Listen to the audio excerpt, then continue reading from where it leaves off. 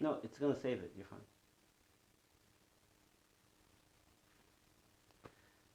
Welcome. How are you doing? Um, my name is Apostle Kevin Meliphant, and each week we've been walking through the story of Jesus. Today we have an amazing friend joining us, and I'll let him introduce himself. Hello, everyone. My name is John. I'm glad to be here. It's my first time being on camera. A little nervous, but hey, I'm all for it. I'm excited. I hope you're excited. Let's do this. Let's get going. All right. All So right. what we're walking through today is we're actually gonna go through a question and answer period, and I'm gonna challenge you that if you have any questions that you want to send us, please send it to us either now. You can message us, or you can just comment on the sermon. Just type it right on in. We've been doing this series following the life of Jesus. And as we've been going through Jesus' life, we've been following it from his birth to from his birth, which is most people get wrong because we just celebrate Christmas, right? And there's some videos that we have. I strongly recommend you go back and watch it. That breaks down a lot of what people get wrong. That Right. video is pretty popular, actually. Very, very popular. We go from his birth to the baptism times to the disciples, and then to the miracles. Yeah. And last time we covered, what was that? We covered the disciples The wine. and the The wine wine. miracle. We covered the wine, and should you expect a miracle, right? And a lot of this is triggered for me, this need for us to have a real conversation about why we follow Jesus, right? Right. So we're doing this big series following Jesus, right? But I started to ask this question like, there's a more personal reason why we tend to follow him. Mm-hmm. And so join us as we go through this together, okay? All right. All right. Let's begin. So, what's your earliest encounter with Jesus that you've had, that you experienced? If you So- go into detail with that for So us. you're from Haiti, I'm from Jamaica, Right. right? So we're both from Caribbean islands, right? So Haiti, number one. Haiti is obviously number two. We Num- all num- understand that. number That's one, like an guys. understood thing, right? Do number one again? Number one? Okay. no, Two. Haiti's number Number two. Jamaica one, is number forever. one. Now Philippines, we love you. We get a lot. we love you, Philippines. We You're have awesome. we have about 50 to 100,000 people in Philippines who watch us on a regular basis. So, Philippines. Yeah. So Jamaica, Philippines, Philippines, and then Haiti. Haiti, Jamaica, somewhere within the bottom somewhere, but no one. All right.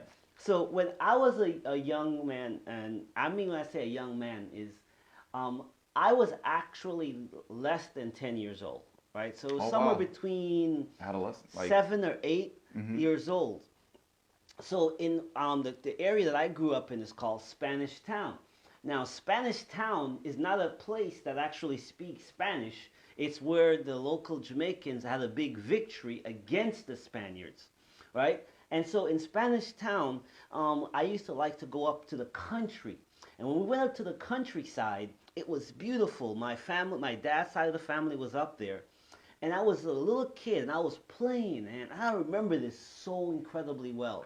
It was this cool day where you can kind of hear the wind as it blows through the trees. I'm just running around and I'm like hearing somebody call my name. And I was thinking to myself, wow, who's calling me, right?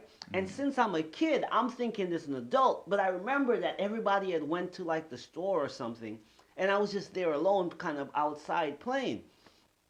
So I walk up to this road because I heard it a second time, right? And it was so clear. I heard it was like my name was in the wind. It was beautiful. And so I looked down the road, and when I looked down the road, you know what I saw? I saw nothing. I saw no one, right? This was crazy, right? I heard a voice clearly call my name, but when I looked down the road, I saw no one. And I started to say, well, who could be calling me? And that question launched in my heart. And I was just like, well, who was calling my name? I talked to adults that day when they came in. Nobody was calling me. They weren't even close to speak my name where I could hear. And so later on, I heard the story of Samuel when he was in the temple. And he was laying in bed as a little kid, right? And God called him. And he went to Eli and said, hey, here I am. And Eli's like, I didn't call you, right? And he went back to bed and he lay down in bed and God called him again, right? And he goes to Eli and says, here I am. And Eli's like, I didn't call you. Then the next time when he heard Eli call him, he's like, I'm sure I heard it. And I could when the person was telling this children's story, I was like, that was me. I remember that day, Felt right? that. Mhm. And I was like, okay. I was like listening to this story really hard because then now Eli caught it and Eli said, tell God, here I am, your servant. So I said to myself, that's what I'm going to say to God. Now the crazy thing is, I said that years later after I left Jamaica and I was in the U.S. This is completely. And that's when I heard, right? So many years have So gone God by. started to talk to me before I knew that's what that voice was. And so then what I end up doing is this. I end up going like, and I'm telling you, God's talking to you the same way. You just don't always understand that is God, right? So what ended up happening is I said to God, God, here I am. Speak to me. And I felt weird because I expected to hear hear it again like I heard it on the hillside in Jamaica. And that's not how he spoke to me, but he did. And so my first encounter, I didn't understand that's what it was. But God allowed me a few years, not that many years later, about 3 years, 2 to 3 years later, he explained it to me and reconnected me to that very moment. Allowing you to grow, mature, to reach that point of understanding. Exactly. Exactly. And what I find with God is that he will always be patient with you in understanding him. And sometimes God is trying to reach you and you don't think he is, but he is. I still remember, like in my heart, what it felt like that day on the countryside. I still literally, I can almost smell the air. It's been that vivid of a moment in my life as a child. Wow, incredible, truly incredible. So as we move on, so you're saying you hear the voice of God. What does Jesus sound like to you? What is that when he's speaking to you, when he's trying to get your attention, when you're encountering him? What does that sound like to you? So one of the things I find strange, and I get this question a lot, because I use phrases all the time like God speaks to me, right? And people are like, well, what does that mean? What does God sound like? You know, my boys, they're 14 now, and they actually asked me that at different times, not too long ago. And I had to explain it to them. So I have to go with when I was asking God the same question, right? And so what happens was this. I remembered one day, so I'm in Florida, right? And in Florida in the summer, it's hot. It's humid hot. It's like the Very heat is crazy, right? It's just so much heat. So I remember I had to go meet somebody. I had an appointment in the office. And so as I was getting ready, I had this voice, this thing that was saying to me, okay, Kevin, you need to grab a jacket. And I'm like, I'm not getting a jacket in the summer to go anywhere. You know, and I'm like, and I'm from Jamaica, so I don't like overheat very easy. Right. But I don't also need a jacket, you know. Right. And so I thought that was the silliest thing, and I just brushed it aside. I didn't even think about it. So I get to the office, and I look around, and I see a bunch of people in the office, right? And I take a seat. And so as I'm sitting there in the office, and it's taking really long before, you know, it's my turn to go up and meet with somebody. Here's the crazy thing. This is the crazy thing about Florida. It's hot outside, but in that office, They had the AC And blasting. it gets cold Oh in the man. office. So Oh I'm man. sitting there, right? And I'm just shaking, right? I'm cold, right?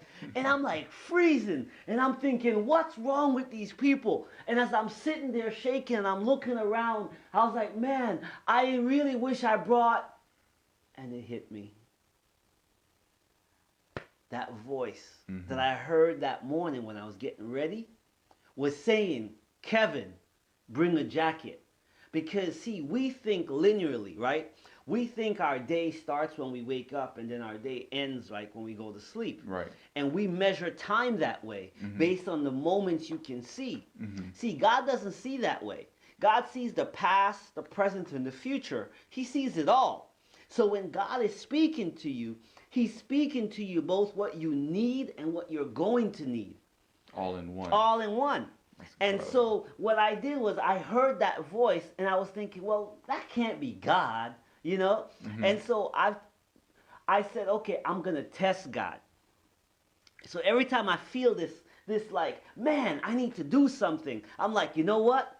I'm a test. Is this really God? Right? And so I would. And so, man, there is so many times that I've done this. Right. I remember one time I had to go to another office to meet somebody because I had a business at the time. And God was like, you need to wear this suit and wear this shirt. And I was just like, that's strange. But I remember that voice, right? And I remember how cold I was in that office Right. and miserable, right?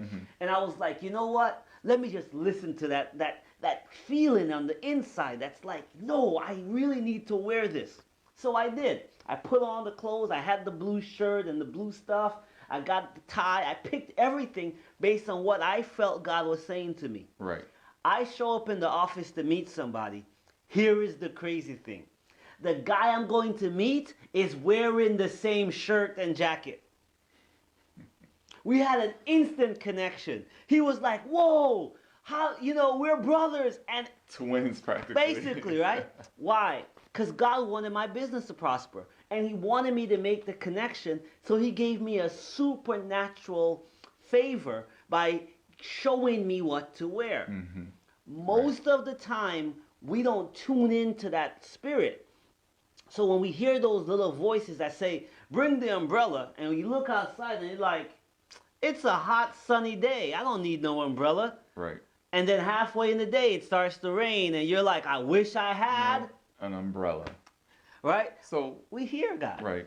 So within that time of suffering in the office, you were cold. How do you bring yourself, when you look back, how do you willingly try to submit yourself to the Spirit to be able to listen, to learn from that? Like, how do you humble yourself, find humility, and say, what you know what, I'm gonna listen to God the first time and try to follow what He's telling me, and not try to be stubborn and still do my own thing and say, hey, I don't think I'm gonna need this umbrella during the day. It's not gonna rain. It's been hot, all summer long. This day is not going to rain. That is a great question, John. So here's the truth. We all do this, by the way. All of us do this. We learn best when it's painful. Yeah. So if God saved us from the pain, if God would have saved me from that freezing office, if they would have gotten to me right away when I got into the office, if I didn't have to sit there and feel the cold, and even when I repented, right? Even when I was like, God, sorry I didn't listen to you when you told me to bring this jacket, I still had to sit in the cold, even though I repented. They didn't now walk up and turn on the heater, right? I had to sit in the cold. And my Jamaican blood gets cold fast. I sat there shaking with my regret. I sat there in the pain of it. It wasn't quick.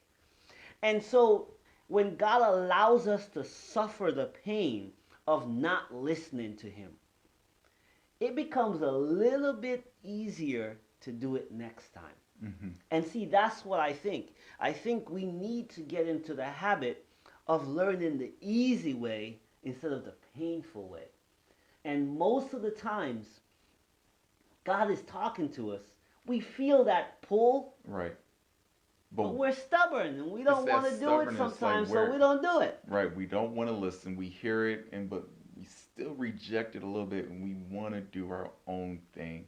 It seems you know, in our fleshly bodies, we just have, uh, we're predisposed to just, do our own thing completely. And something to keep in mind, okay? God is always pulling us into a place that's uncomfortable. Right. No one really volunteers to go into an uncomfortable place. Nobody. But Jesus, right? He was leading his disciples to the cross. All his disciples became martyrs except one. Only one died a natural death. They followed him. But where was he going? He was going to a place of suffering and uncomfortableness, right? So if you follow Jesus, you're going to have to be willing to be uncomfortable for God's glory. You don't feel good, God gets the glory. Like there's a whole bunch of people in the room, and God says, John, I want you to go out your comfort zone and go talk to that strange person. You're not comfortable in that moment.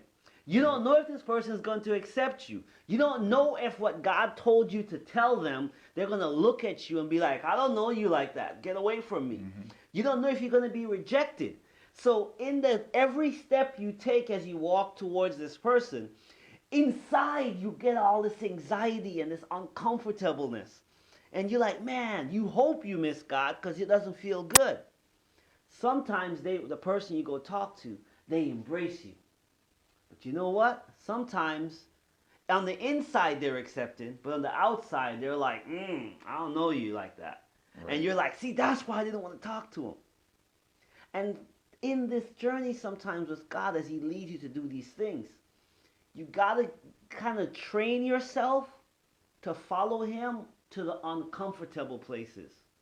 And it becomes easier and easier to hear God as you become more and more faithful to that voice that pulls you to go do something. Wow, truly incredible, very insightful, very insightful. We could dive in, we could keep going on for hours on this particular subject, but let's move on. What type of people do Jesus guide and befriend?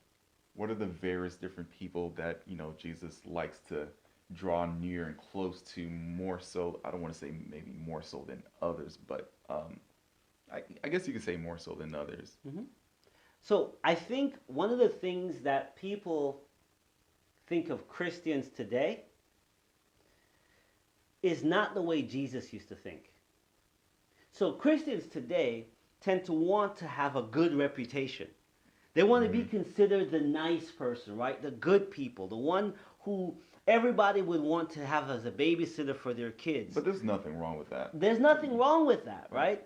But when you look at the people Jesus befriended, when you look at the people that Jesus invited to be his disciples, when you look at the 12 he picked to be his apostles, the ones he sends on missions with authority, these were people who didn't fit the mold. These weren't the type of people that you would pick to say, I want you to represent me. Right. A cussing fisherman, a tax collector considered a betrayer of the Israelites, who this person was actually considered a thief, the person who was partnered with the enemy. This would be the equivalent of that. It would be the equivalent of, imagine a country comes into your land and takes it over. Lots of places in Europe did this, right? You have Russians who went to Estonia, right? And you have so many colonized countries in Africa, right? Where somebody came in and took over. Now, the people who partnered with the people who came into your country to take it over, those people were hated by right? They were like, you betrayed us. And Jesus says, oh yeah, you, the person who, everybody considers a betrayer, not trustworthy, I pick you to be my disciple. Right. So here's how Jesus helped me understand this. So it was my senior year in high school. I was living in Tampa at the time. I had this friend. Like we all have friends, right? So my friend was from Jamaica, and he's weird. I'm thinking, maybe he's drunk or high. Why is he just sitting there? So I go and I go to talk to him, and this guy, I was sure he was on something. Guess what he was on? You know, tell us, please. He was on the Holy Spirit. This guy was sitting on his porch What, and he was meditating on John chapter 1, verse 1. wow. He was stuck on it. He was like, in the beginning was the Word, and the Word was with God, and the Word was God. And he just kept saying it over and over again. And he was just like, man, have you ever just really sat and think about it? And I'm thinking to myself, really? Like, who sits and thinks about any one Bible verse? I was like, you need like 20 or 30 Bible verses. So you're all about having all these different Bible verses, Yeah. and you think you're knowing it all, and you're looking at this guy. It's like, why is he just This is on this a one weed Bible verse? smoking, drinking, Right. sleeping around, Mhm. bad boy, right? Mhm. I'm thinking I'm the good guy, and I'm gonna go there and break some stuff. Let me go snatch him out of hell, right? Oh man. And he's sitting there meditating on the Bible, Mhm. where I didn't do that. Wow. I went to Bible studies and we covered lots of stuff, but I never sat and just focused on one verse in Scripture for a long period of time. And so the person who introduced me to meditating on God's Word was a guy I thought was totally wrong, totally bad, totally somebody God wouldn't say, this is my friend. And so here comes God humbling you with this person who's not the typical, Christian. Yeah, And he's meditating on he's the word. meditating and on the Word. You have, you're thinking you supposed to meditate on so many different verses all at once, and you're just looking at this guy. You're like, wow, like the Spirit spoke to you. Then. I drove home repentant, humbled. Mhm. I felt like I knew I was judging him. I knew when I saw him not with the eyes of Jesus. I saw him with the religious eye, and I saw what was wrong with him. I saw his struggles. I didn't see his heart. And so when you say, who does Jesus speak to and who does he befriend? Who are the types of people he comes to? God doesn't look on the outside. Some of the most powerful preachers were, one of my favorite preachers, this guy called Billy Sunday. I just found out about him when we were doing that, the revival video. Please go back and watch it. It's an amazing video. But this guy gave his life to God because he came out of a bar with his friends. He was a baseball player. Mhm. He just was drinking at a bar. He hears these groups of Christians singing for God on the street. And he just walks away from his friends and starts listening to them. And goes, wow, it reminded him of when his mom used to go to church. Mhm. So he Wow. follows them in the church. Next thing you know, he gives his life to Christ. This guy preached to millions of people. Because Jesus doesn't look on the outside. He doesn't befriend you because you look like a Christian. Right. He's into this. Mhm. Is your heart open? Mhm. And if your heart's open and you start following that little voice that says small things like bring a jacket, call this person, hug that person, cook for this person, right? As you follow that little voice, you see your faith grows. Our faith grows, and we begin to emulate the character of Christ.